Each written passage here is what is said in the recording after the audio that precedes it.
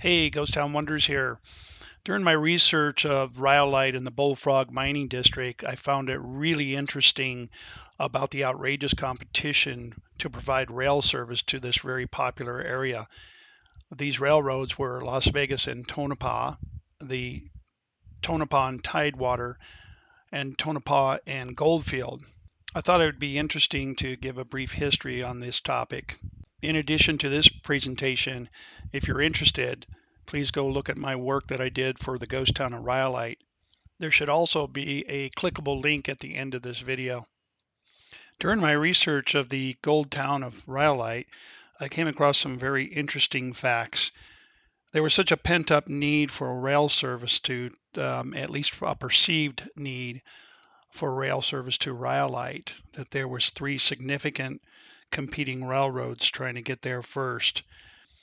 During my discussion of these railroads and some of the ghost towns nearby, I wanted to provide everyone with a general location map.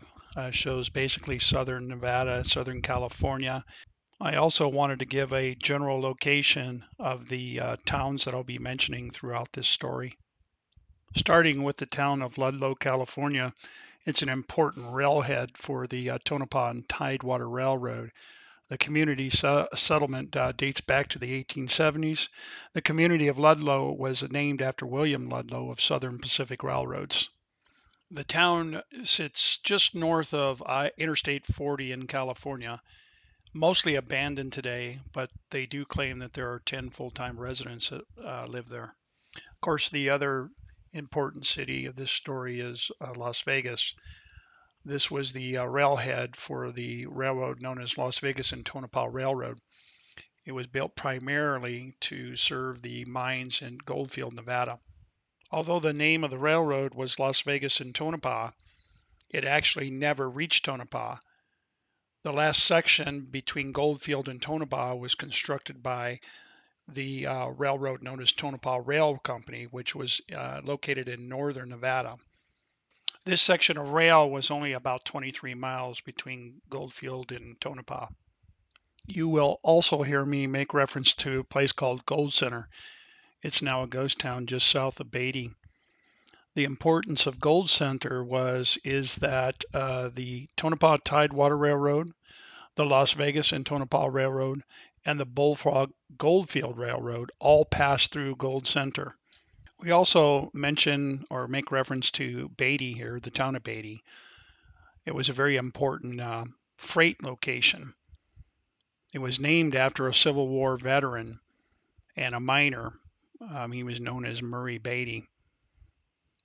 Prior to the arrival of the Las Vegas and Tonopah Railroad, Beatty was known for its large teams of horses and mules which hauled freight to the Bullfrog mining district.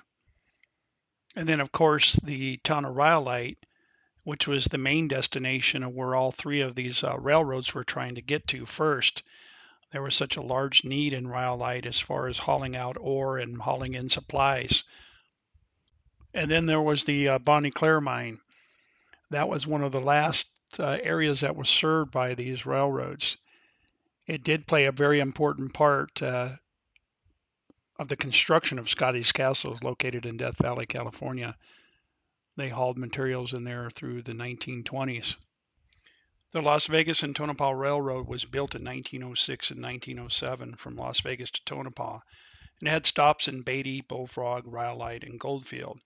The Las Vegas and Tonopah ran for 14 years until October 31 of 1918, when the Nevada Department of Highways purchased the railroad right-of-way for its Highway 95. The early 20th century mining booms at Tonopah, Goldfield, and Rhyolite not only produced major economic and social changes in the life of the southern and central Nevada, but also brought about a major restructuring of Nevada's transportation system. As the new camps boomed and prospered, they soon outgrew the capacities of just mule teams and freighters to meet the demands. For the first time, railroads were enticed into this region of Nevada. The lure of rich profits from the new camps was a catalyst which brought about the creation of new rail lines. This was a very tough and rough north-south line, which made a new railroad link through Nevada possible. Such a railroad would cost a great deal of money, though, and the traffic volumes in the early 1900s simply did not warrant the construction of a single line. As a result, the north-south lines were connected little by a group of independent railroads built from one camp to another. By the time the Bullfrog boom was well underway, this process had already begun. With the completion of a railroad to Tonopah, which is about halfway between Carson City and Las Vegas, the northern half of the connection was completed. In the meantime, several plans for the southern half were beginning to take shape, at least on paper. Borax Smith had long contemplated a railroad which would connect his various borax mines in southern Nevada and the southeastern California with the outside world. For the days of the famous 20-mule team borax wagons had long since become economically infeasible. When Senator William Clark completed his San Pedro, Los Angeles, and Salt Lake Railroad in the January of 1905, Smith decided to connect his mines with that railroad at Las Vegas. Verbal agreements between Clark and Smith were reached, and Smith soon announced the formation of the Tonopah and Tidewater Railroad. Clark, however, was also looking at the new gold camps to the north of his railroad and slowly became to the realization that he wanted to build his own line into the interior. The agreements with Smith were thus broken, and Clark announced the formation of a rival company, the Las Vegas and Tonopah Railroad. As the names implied, both these southern roads envision extending their lines not only to the Bullfrog mining district, but beyond to Goldfield and Tonopah, thus tapping the potential of 3 mining camps. Clark was the first to set to do business. His engineers conducted a preliminary survey from Las Vegas to Tonopah in early 1905 and completed it late in that February. The proposed line would run north towards the Bullfrog district, but would bypass the district itself by running through Beatty instead of Rhyolite. The route via Beatty would be comparatively flat and smooth and would avoid extensive construction costs, which would have been necessary to climb the mountains into Rhyolite. After several months of negotiations with Borax Smith, who was forced to shift his operations from Las Vegas on the San Pedro, Los Angeles, and Salt Lake line to Ludlow, California, where he would connect with the Santa Fe Railroad, construction on both roads began in the fall of 1905. At about the same time, a third railroad entered the picture when John Brock of the Tonopah and Goldfield Railroad also spotted the potential of the Bullfrog mining district and announced the formation of yet another railroad company. This one would be a nominal extension of the Tonopah and Goldfield Railroad and would extend those lines south from Goldfield into the Bullfrog district. Soon became obvious to all parties involved the first railroad to complete its line would have the greatest chance of success, and a race ensued. After several discussions between the town and the rail companies, an agreement was reached. The Las Vegas and Tonopah agreed to extend its line through Rhyolite rather than bypassing the city, and the town in turn guaranteed to secure property rights and rights of way through the town. Although this change in plans meant heavy additional construction costs, the Las Vegas and Tonopah estimated that it would cost as much to build a 16-mile Highline through Rhyolite and back out of the Bullfrog Hills to the north as it would be the entire 115 miles from Las Vegas to Beatty. The town convinced the railroad that the extra expense would pay off. If the railroad ran directly through Rhyolite and the Bullfrog Hills, numerous mines would be able to ship directly on the railroad rather than having to pay heavy freight expenses to have their ore hauled across the hills to Beatty. The town of Rhyolite asked the railroads, who wants to go to Beatty anyhow? Despite the fact that the steep grade from Beatty to Rhyolite would mean the railroad would be forced to stop each train at Beatty and hook on additional engines to negotiate the steep pass. The railroad was convinced that this would be profitable for them. On October 7, 1906, the first work train pulled into the area called Gold Center, which is just east of Rhyolite and Beatty. It appears that Clark had won his race for entering the Bullfrog district by a full 6 months ahead of any of his competitors. Beatty, as usual, held a wild, grand railroad day festival, and all bullfroggers joined in the celebration, for their town was at last connected with the outside world. You can see behind me the hills basically was known as the Bullfrog Mining District.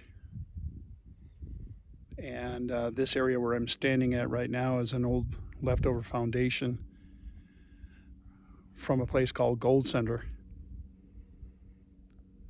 which was a point where the two railroads that were racing to get to Rhyolite merged together.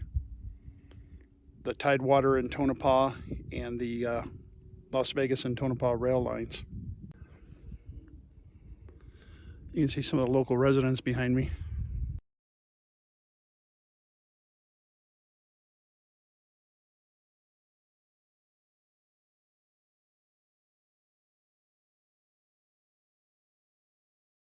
Within a week of the arrival of the first train, over 100 cars stood on the yard tracks in Rhyolite, and more were coming in each day. As soon as the confusion was somewhat cleared, the Las Vegas and Tonopah extended its tracks through town before putting a halt to the laying of rails.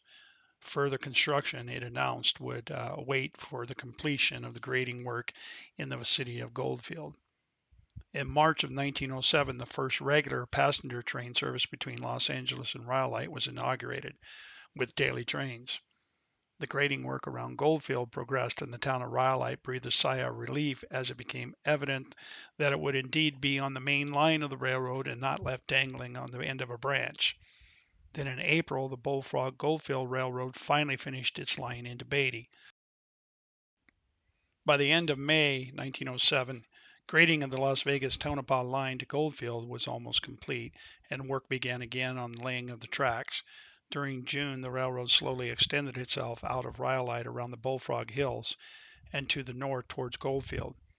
By the middle of August, the rails were completed through the entire Bullfrog district and were extended as far north as the Bonnie Claire mine, a third of the way between Rhyolite and Goldfield. Construction continued despite the financial problems brought about by the Panic of 1907, and on October 26th, the ceremonial final spike was driven at Goldfield, marking the completion of the Las Vegas and Tonopah line.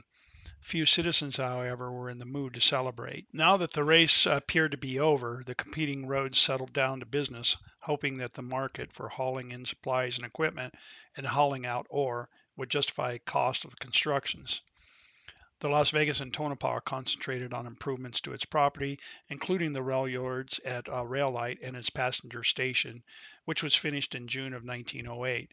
Although events would prove the passenger traffic never warranted the construction of such a large and beautiful station, the company reaped short-term benefits of the publicity for being the owner of what was rightly called one of the most beautiful show places of the southern Nevada desert.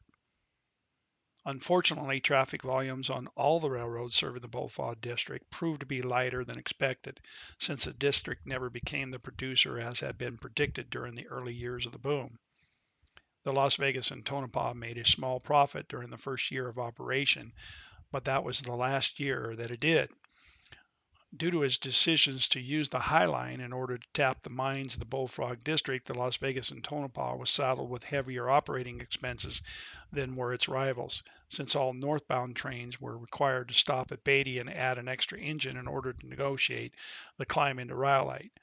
The ore from the Highline route never reached the predicted levels, and thus the railroad was left with excessive costs of construction without the ensuing profits from heavy ore shipments.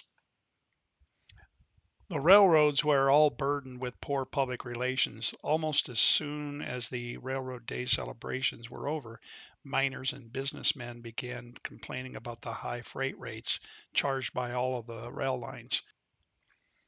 Although all the railroads lowered their rates from time to time, no one was ever satisfied. The sentiment that the railroads were making huge profits seemed to be predominant from Rhyolite to Tonopah, and as a result, the property of their lines was heavily taxed. The Bullfrog railroads, and in particular the Las Vegas and Tonopah, declined rapidly. Passenger and freight traffic fell off as the mines closed and miners left town. The exodus had a ripple effect for small population in the district, and meant fewer supplies were hauled to support the remainder of those residences. A similar story was affecting the gold camps to the north, for although both Goldfield and Tonopah far outlived Rhyolite, mines in those northern camps had passed their peaks by the 1910s and were beginning what would be a much longer demise. In 1911, the Tonopah and Goldfield Railroad offered to sell its lines to the Las Vegas and Tonopah, thus giving the latter a direct line through most of Nevada. Senator Clark was interested, but following the death of his son on board of the Titanic in 1912, he turned apathetic towards business affairs and the matter was dropped.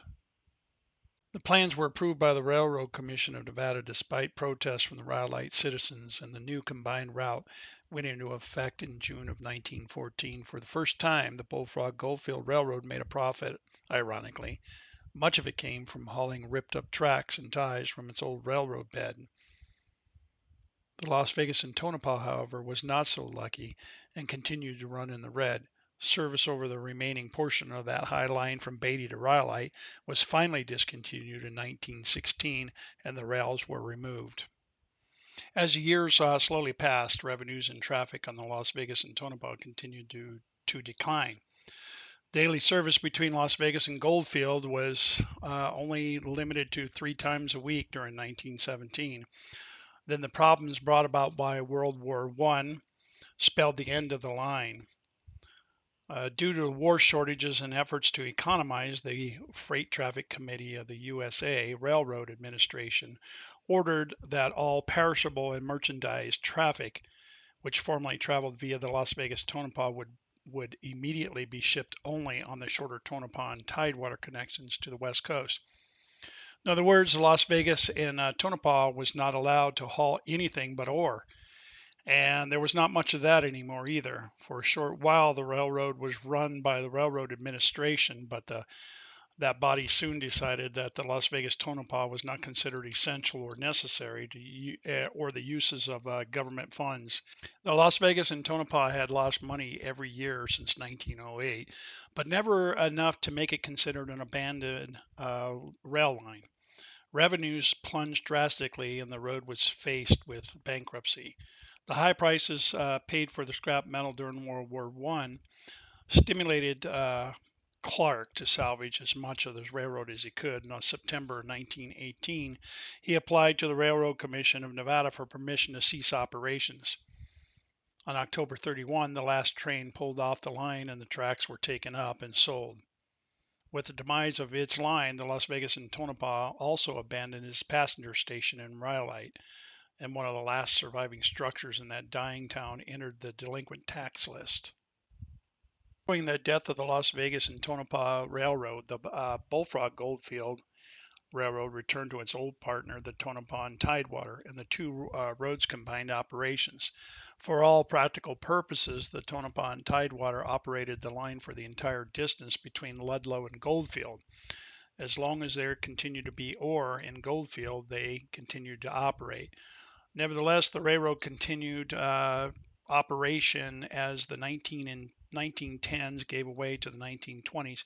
Those mines in Goldfield also began to close down one after another, and the revenues on that rail slowly and surely declined. Finally, in January 28, that railroad was also abandoned. Mines along the route of the Tonopah and Tidewater was threatened as well. The Borax Consolidated Company also started closing down mines. So the year after year in heavy losses just became too much to handle, and in 1938 the Tonopah and Tidewater applied for permission to abandon its lines. But those efforts were ultimately unsuccessful, and on June of 1940 the Tonopah and Tidewater ceased operations. The railroad tracks were left in place for about 2 years beyond, and in hopes of the railroad could resume operation one day, but the need for scrap metal during the World War II caused them to be salvaged in 42 and 43. The last Bullfrog District Railroad was finally died. The demise of the railroads did not end their influence upon the transportation history of southern Nevada. During the early days of highway construction in that state, The old roadbed of the Las Vegas and Tonopah was designated as part of the state highway system. When construction of the U.S. Route 95 between Las Vegas and Carson City began, which was also the first major north-south highway through the state, the road was built along the old grade of the Las Vegas and Tonopah from Las Vegas to Beatty. Today, the traveler heading north out of Las Vegas towards Beatty and Carson City will travel along the same line, which carried so much hope and optimism during the days of the Bullfrog boom. Due to the use of the old Las Vegas and Tonopah grade as a base for Highway 95, all traces of the railroad bed have disappeared between Las Vegas and Beatty. Still visible to the visitor, however, is the old Highline route, which ran from Beatty into Rhyolite and then through the Bullfrog Hills to the north. This portion of the road, which was the first part of the railroad to be abandoned in 1914, winds for 12 miles through Death Valley National Monument. For most of the distance, the old grade is clearly visible between the desert floor and with its cuts and fills in its quite good condition considering the ravages of time and weather. Well, this concludes my story of the three railroads that were racing to get to Rhyolite to serve that area with supplies for building construction and also to haul out the ore for processing.